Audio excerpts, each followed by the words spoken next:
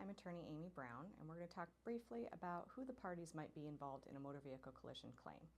So usually everyone knows you have the party that's at fault and the party that's the victim, the one who got hurt or got hit. So the party that's at fault, assuming they have auto insurance, the claim is usually made against the at-fault driver and partly against their insurance company, because the insurance company is going to be the one handling the claim, providing the defense for that at-fault driver, and ultimately paying out the claim. So you might hear lawyers talk about the third-party claim. When they say third party in a motor vehicle collision, they're referring to the insurance company of the at-fault driver.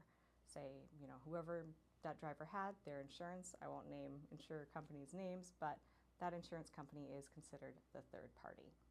Also, if you hear someone refer to the first party, they're generally referring to the victim's auto insurance company. So I get in a crash, I'm the one who gets hurt, my insurance company is going to be referred to as first party, while the other at-fault guy's insurance company is third party.